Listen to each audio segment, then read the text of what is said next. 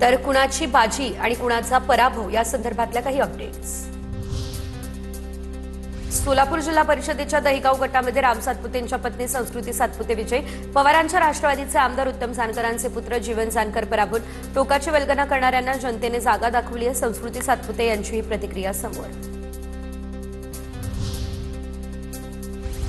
रायगडच्या महाडमधून भरत गोगावले यांचा मुलगा विकास गोगावले विजय, तर हा जनतेचा विश्वास, हवेत चालणाऱ्या लोकांना परत एकदा घरी बसवलं। जनतेने सर्व डाव ओळखून योग्य तो निर्णय घेतला। भरत गोगावले यांचा हा निशाणा। काम करतो त्याचं चित्र आहे। आम्ही कोणावर टीका टिप्पणी करत नाही, काय नाही, आम्हाला करायची पण नाही आणि वस्तुस्थिती लोकांसमोर मांडण्याचं काम केलेलं आहे, त्याचा हा विजय आहे। छत्रपती संभाजीनगरमधल्या पाचोड गटातून खासदार संदीपान भुमरे यांचे पुतणे विजयी झालेले आहेत। अजित पवार यांच्या राष्ट्रवादीच्या विलास शेळकेंचा पराभव झालाय।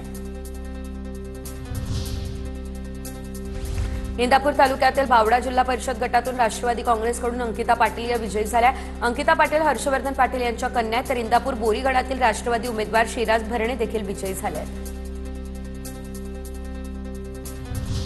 जिल्हा परिषद निवडणुकीमध्ये माजी मंत्री तानाजी सावंतांचे दोन्ही पुतणे विजय। सोलापूरच्या मानेगावातून पृथ्वीराज सावंत विजय, धाराशिवच्या जवळा गटातून धनंजय सावंत हे विजयी। मंत्री बाबासाहेब पाटील यांचे चिरंजीव सूरज पाटील यांचा विजय। शिरूर जिल्हा परिषद गटातून अजित पवार यांच्या राष्ट्रवादीतून हा विजय मिळवला। छत्रपती संभाजीनगरच्या हतनूर जिल्हा परिषद गटातून माजी मंत्री बबनराव लोणीकरांच्या कन्या विजय। भाजपच्या तिकिटावरती मीनाक्षी पवार यांनी हतनूर जिल्हा परिषद गटातून विजय मिळवला।